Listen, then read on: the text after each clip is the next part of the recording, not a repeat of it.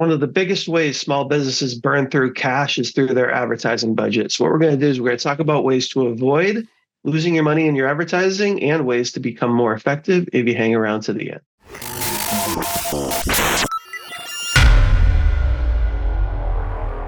Welcome back to Blunt Force Business. I am Brian Fauci. I'm Patrick Marino. And today we are going to talk to you about avoiding all of the advertising mistakes that we always tend to get ourselves into when we start our company. So let's jump right in and get right to our blunt force fact. So our blunt force fact number one is you can't afford all the eyeballs. A little bit, we're going to talk about the rule of seven, where in order for something to resonate with somebody, they have to see it 7 times. Well, if you try and take like a really broadcast approach to advertising, it's going to be really costly to get your product or service in front of that many people enough times in order for it to resonate. And most small businesses just can't afford it. Awesome. And then blunt force fact number 2 for today is you can't just set it and forget it. One of the first things businesses do, they're just like, oh, hey, I want to be on Google or I want to be on Facebook. They kind of let Google take over, maybe create like a smart campaign like that. And they just kind of turn it on and forget it. And usually it's not very effective. And also it's the easiest way just to kind of forget that you're spending $500 to $1,000 a month and not getting anything. And then finally for today, blunt force fact number 3 is attribution is everything. You got to ask. How do you know if things are working? Well, did you ask? Do you know whether people saw it or not? And that's one of the things we have to do. We can use digital tools for that as well, but sometimes it's just simply about quizzing your customers and finding out how they found out about you in the first place.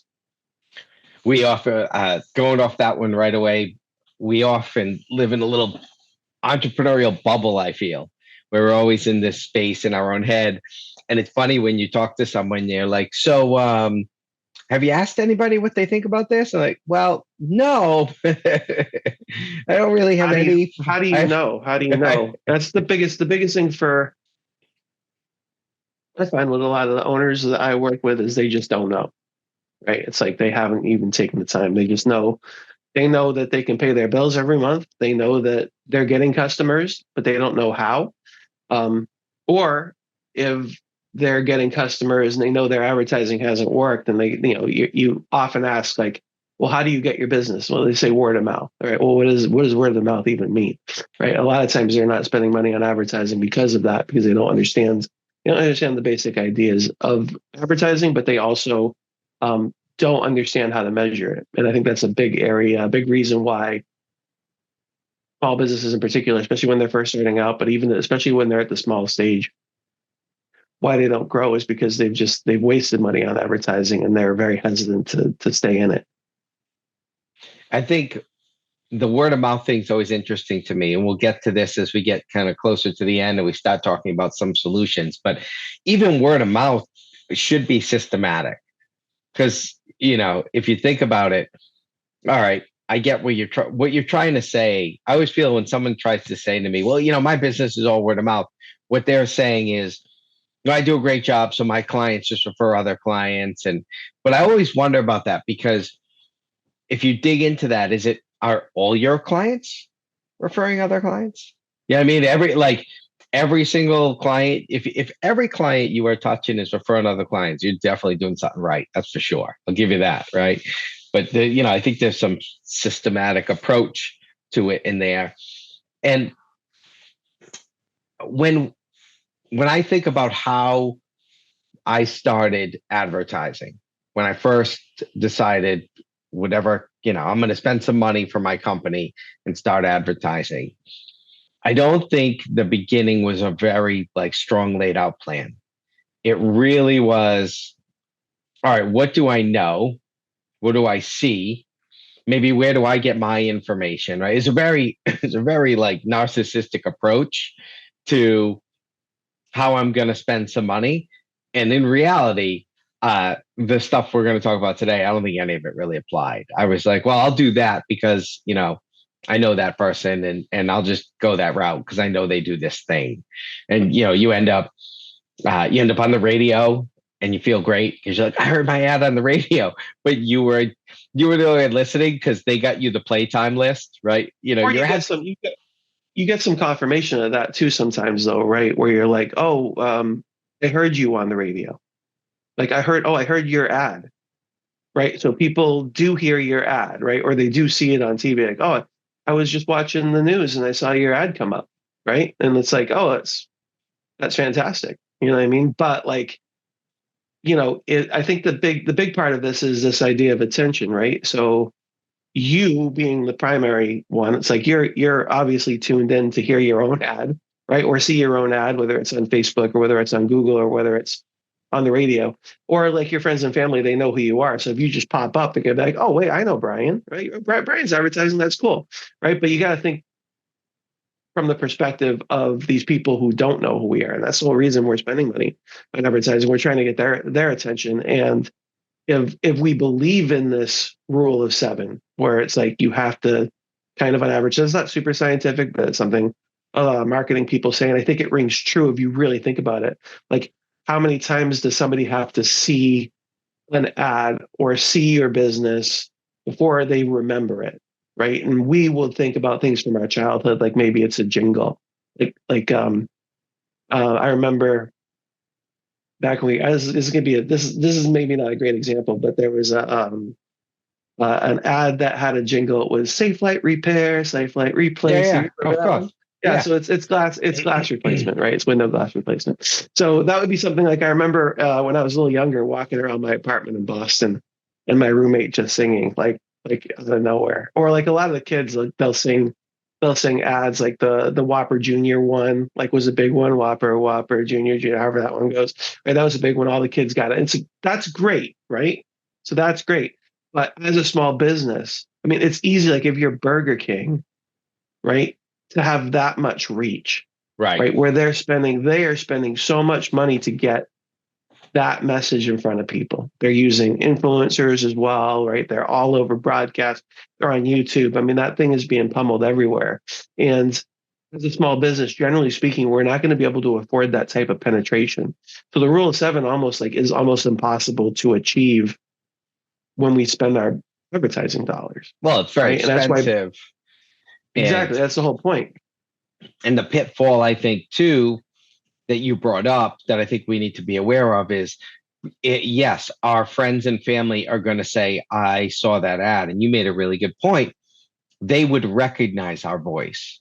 They would quickly recognize our face. It would grab their attention because of that, right? So they're not the best. It's the same reason why when you're doing product testing, friends and family are like almost the worst places to test products sometimes, because they're always just going to say the nice thing. Oh, it's the best. That's so great. Your mom. You have to be wary of the people that are rooting for you. Right. And so just because they know our voice and they heard it on TV and they turned and saw us, well, if you didn't know our voice, would you turn? And so getting a way to being able to filter that out, really, and understand that some of the feedback we get from our ad dollars is biased feedback, because our internal friends and family circle are going to be triggered by certain things that other people might not get triggered by. Yeah, for sure. I mean, getting the message in front of the right people is a big part of it. I mean, that's a big part of wasted ad spend. Again, is this kind of a lot of it comes from a broadcast approach, and I consider broadcast as well. Like a lot of the easy versions of broadcast are that billboard, or the TV ad, or the radio ad, like you brought it up, where it's like, okay, well, mom or dad see it and they're rooting for you, or your friends and family, or your significant other, they're rooting for you when they see it and they hear it. But there's other versions of that as well.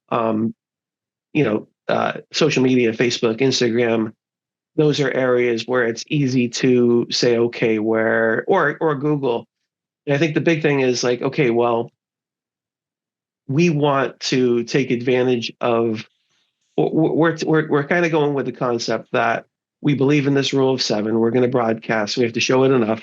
And then you get these statistics, like, and it's true in broadcast, traditional broadcast, like TV and radio, but it's really true in the digital, where they're like, hey, you're going to get 10,000 views on this, right? You're going to get like 50,000 impressions or 50,000, you're going to reach this many. But the challenge is like, again, like how often is it being shown for it to resonate, right? So is the rule of seven true? In the digital side, though, there's a lot of like really sneaky stuff that goes on. Like, I mean, like I'm maybe going to share this during this video, but I've been doing a little bit because I'm gonna run my own little campaign on this soon. But if you are a consumer of digital media, right? So it's like one thing I do is I read of news, a lot of news sites, right? So I'll just click on news articles, right, and I go to them, right, and these little ads kind of pop up right at the bottom of the screen. So someone's paying for that ad. They don't have any idea what it is. Sometimes I can barely even see it. But when you're paying for impressions, you're paying for that, right? So if you're just like, hey, like I'm going to advertise on Google, I'm going to advertise Google Display, which is where they show, different versions of your picture to people. Now, maybe I'm the target, like maybe it's for something I'm interested in, but it's so small and it disappears quickly. Or if even if like it's a little pre-roll run and it adds or whatever it is and it kind of runs through, like saw it so briefly and I was involved in this other stuff, so I couldn't even see it. So I'm not even like actively viewing it. It's just kind of going on in the background of the thing I'm reading. So that's a big challenge. I think that like if you really take a look at it, if you're just like, all right, hey, like I'm getting these impressions, or a big part of it is when you do it yourself and you're paying for impressions, like, okay, I want to reach 10,000 people, whatever it is.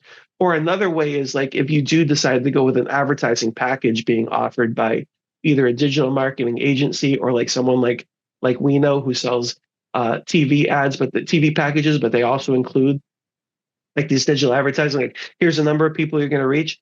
Think about how that reach is happening. Think about how that impression is happening. It's like this little corner of the screen where your little ad pops up, right? And like again, like if I'm small, it's one thing again, like if I'm Budweiser and I'm like, I've got to be EJ, I've got to be every sporting event, every concert, and the amount of times that people see Bud, now I just remember about Bud. But like if we're just like Joe's freaking landscaping contracting, or if we're selling a small product, like we sell like I don't know, we sell cleaning supplies or whatever it is we do, like that little ad is just not going to resonate with anybody. That's number Yeah. one. But number two is the digital aspect of it.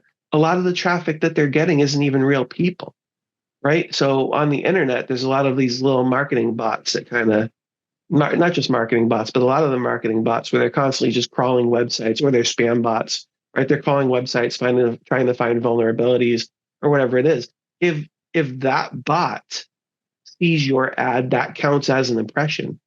So now your impressions, you think, okay, I'm buying this number of impressions and I'm banking on this rule of seven that we're going to see it seven times in order for me to make an impression. Not only is it buried over here, a lot of times it's not even real people seeing it. So you have to decrease the amount, right? You have to say, okay, well, look, it's not really, those ad impressions aren't even really real. So like in my area, like that's a big part of it. Like as you see a lot of this, you see, okay, we're advertising, we're getting all this reach. And it's not resonating because it's not enough. It's either it's too small, the person's too passive, they're not actively engaged in your ad. Even like a TV ad, like what happened during a TV ad? Like the TV show stops and then you get to see the ad, right? And then the TV show resumes. Like on these digital things, like I'm reading the article, it just kind of pops up in the corner and then it's gone. And like that's an impression. Now you paid for that. As a company, you just paid for that impression, right? You bought so many impressions, you paid for that impression. And that's just a big area that just like again, like I see it a lot where it's like, what's their Google budget? And it's like, okay, they're paying like $1,000 a month, which probably isn't enough anyway, but it's all on this display stuff that's just not even really going. You know what I mean? I think that's a big part of it.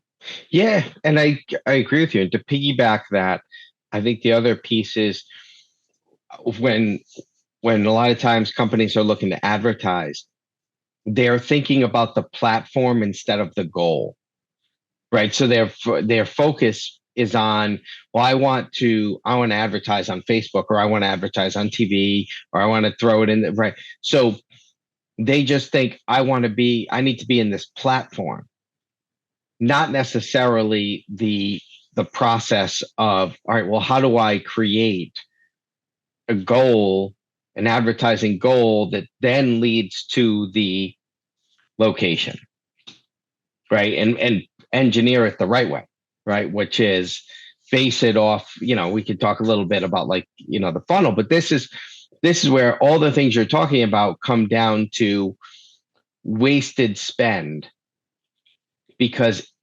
all of these things, we're spending for X amount of quote unquote impressions or this or that, of which if there's not a real strong like targeted campaign, the exposure is what to the people who really need, to the bottom of the funnel people who really need to see it, and it's low. And a lot of times, like I said, I think it's just based on poor goals. And that's not to say that people who advertise don't have a goal. I think sometimes that goal is just broadly defined. The goal is, right, we need to get more people into this program. So hence we need to advertise it more, right? And that's the goal. Where the goal, as you really kind of get into it and you get more better at this, and you end up spending less per target, the goal is more, all right, we need to grow, and here's the steps we're going to do that in. And we can get into those goals in a minute and how to set those in a minute. But I really think biggest flaw is starting with a goal of advertising instead of a goal of targeting, if that makes sense. Goal of just getting myself out there again kind of speaks to the broadcast part, and that's just not effective, right? Because that's really costly to say, like, my goal is just I need to get myself out there. It's costly to figure out how long that's going to take, right? How many times, again, the rule of 7, how often I'm going to get exposed. Am I getting exposed to the right people? Am I finding the right people? But I think a big part of the goal as well is, I've had this discussion before, is that people don't think the whole process through. So part of your goal needs to be like, okay, well, I'll hear like, okay, well, I ran the ads, I got some leads, but none of them converted. Okay, well, like, you have to understand that, number one, it could be a longer term process, especially if I'm dealing with something that's a higher end item. Like I work with a jewelry store, you're selling a diamond engagement ring. I mean, that's a significant life decision for somebody, right? Yeah. So just bringing in a lead, you don't know where they are in the process, right? Are they just kind of like, maybe I'm thinking about engaging and getting engaged, or maybe like I've decided I'm going to get engaged, but I'm not even sure like what type of ring I get, like what type of diamond I get, like how do what size, like I don't understand any of that process. So now I'm a lead. So I am interested, but like it might take a while. You might need to nurture me, right? You might need to involve me a little bit, or it might just be like super like not ready. It might just be like, yeah, I'm interested, but I forgot that I was interested. I forgot. Like I got busy. Like I was just like, I'm interested in the moment, but I'm not interested anymore. And so when people are running their advertising, they're like, all right, I got a few leads and none of them converted. You have no idea where any of those people were in their quote unquote buyer's journey, right? You don't know, you and I have had this discussion, like there's always going to be a top end where you have all these people coming in who are somewhat interested and they become aware. But not everybody's going to make a purchase. Like if a bunch of people descend onto a used car lot, not everybody's going to buy a used car right away. Right. Some of them are going to shop at other used car lots. Some of them are going to decide, you know what, this year is not the year for the car. Right. So you're never going to convert 100%. You're going to convert a way smaller number of the number of total leads that you bring in. So the waste comes when I'm like, all right, I brought in a few leads and none of them converted, without thinking, okay, well, realistically, to bring in a whole bunch of leads and then nurture some of them and then figure out, okay, well, how many of these people are actually going to purchase? And that's going to take time and money and planning. And a lot of companies just don't do that. So like, again, like if I just get to the point where I'm like, oh, it didn't work, well, then that money was wasted. I didn't really think the whole process through. I didn't think that, we just think, oh, I get someone in, I'm going to close them. And then you don't close them. Like, oh man, like that didn't work. I mean, that happens all the time. Right. I think it's a good time now to maybe transition into a little bit of some strategies for this. I think we've talked about a lot of the ways where we end up in this cycle of poor ad spending. And one of the best things I think to start with is goal setting. Um, and setting the goal not to advertise, but setting the goal of one, who is the person that I most want to engage, and then setting the goal of what do I want that person to do. Like those two clearly defined limits, and it goes back to doing the thing that we do a lot, which is the avatar exercise. I think it's a reset of that. It's an action, like an actionable item of, all right, let's draw this person out now. The person who is the bottom of the funnel person, what do they look like? Where are they? Where are they living? What do they like to do? Right. So we get them laid out. And then the second piece, before we decide how we're going to do this thing called marketing, is what do I want their action to be? Their end action. And then what is the process I need to take them through to get that end action? And I do think we're seeing people. Go ahead. I think it's okay to I kind of poo-pooed. I think there's a reason that I don't love like a lot of brand awareness campaigns, but that's a perfectly reasonable goal if that's your goal. But to understand that, especially if you're doing something like broadcast and you've either got a new product or you're new to an area and you're just trying to introduce yourself, you have to realize that that is the goal. Goal is introduce yourself. And you may be like way at the top of the funnel, way early in the process where they're just becoming aware of you, whatever it is. If you have that goal, then you have to realize that your conversions are going to be low at the beginning, right? But the idea I think that you just brought up is just thinking it through, right? Having the goal. Like the goal could be awareness. Like I don't love a lot of brand awareness campaigns for smaller businesses, but that could be the goal, right? You know what I mean? Like having the goal in mind is important. But I think that the other point that you brought up, which is really important, is just this idea of like defining the ideal customer. Like who are we advertising to? So that helps you in terms of if you are going to do some sort of more broadcast technique, like social media advertising is very broadcast because you're scrolling through and then it catches your attention. Well, we've got to make sure that we're on the right social media platform. For one, we've got to make sure that we are advertising, that we're targeting the right people, the right interests, right? So that we're not wasting all of our money and time on people that aren't interested. One of our blunt force facts that we use for that is usually like one of your favorites is you can't talk to strangers, right? And it's like if we're showing it to the wrong people, now we're wasting our money, right? We want to make sure that we've done the work ahead of time. Define who the ideal customer is, define where they're spending their time, what messages they're interested in. Now, instead of just sending random messages out to people who might not be ever interested in what we're doing, now we're targeting the specific people on the specific platforms with the specific message, and we've got a way better shot. So having a goal, I think, and doing the work ahead of time with defining that ideal customer are big ways to avoid spending money that you don't have. And then to the other point of, that putting the advertising concept first leads you to jumping at opportunities whoever the shiny nickel is in front of you, right? So if Google is saying, hey, come advertise with us, or Facebook is making it real easy for you to boost that post right now, and you're like, oh, it's so easy. I boost the post. Well, okay, you just dumped advertising money into that. And I think, social media is very good at this. They're very good at selling their product, and they have your attention already. It's masterful.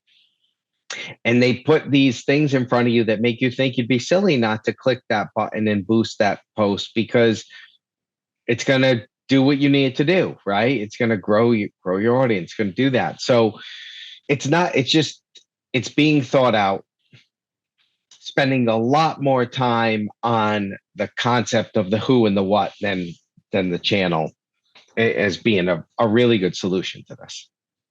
The right channel for you. Like TikTok might not be the right channel for you. You know what I mean? Like I think that in the ideal world, if you were a bigger business, you would be everywhere, because the chances of, like, for example, like if we were our target, right? And if it was you and I, we're men in our 40-something-year-old men with kids, right? Are there 40-something-year-old men on TikTok? Absolutely. Of course there are. Right? Tons of them, you know, hundreds of thousands, maybe millions of men just like us who are using TikTok. But is that the best? Is that the most efficient spend, right? Are we better off on Facebook? We're spending more of our time. Are we better off advertising like on radio during sports games or we're watching our games, like whatever it is, or listening to the radio, whatever it is? Um, where should you be and where can you be the most efficient versus trying to be everywhere? You know, we might want to jump on, say, for example, like Hulu advertising, right? Hulu has a lot of shows. They have their ad supported tier is probably their most popular tier. Not a lot of people pay for the package where you don't get ads. You're like, oh, I'm going to broadcast on that.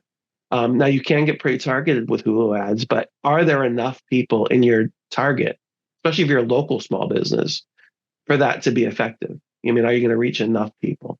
You know, and that's where I think it comes into like, you don't have to jump on every fad. You don't have to be everywhere. I mean, it would be nice if you could be everywhere, but the easiest Mm-hmm. way to waste money is to be in areas that you can't afford to be in, that are going to be more costly. You have to really choose the areas that are going to be most effective, where your goes back to the ideal customer again. Like, and then also just goes back to the fact that as a small business, we have limited resources, so we're not just going to be everywhere. We're going to pick and choose our battles. We're going to be effective where we can be the most effective. And if we can dip our toes into some areas, once we've been effective, use some of our profit and expand our reach, we can absolutely do that. But let's start off with the bread and butter and then expand when it makes sense. Or if you're the small business, as much as it might be cool to be like the only player in the market, that can be a good strategy. You might be better off letting other businesses be the guinea pig. I mean, you know, one of the best examples of that is a big company. Like Apple's very, very rarely first to market with anything. Right? Most of their ideas are well researched, well crafted versions of other people's ideas, right? And it's like, why do we have to be first? We don't have to be first, right? We don't have to be the guinea pig. Let other people jump on the fad, and then we can learn from their mistakes, especially as a small business.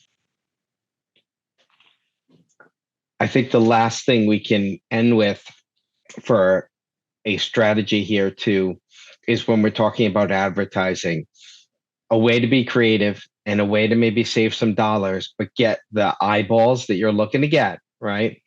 Is to tackle the blue ocean strategy and try to find maybe a space where no one else is getting people's attention, and you're going to do something a little different to get people's attention.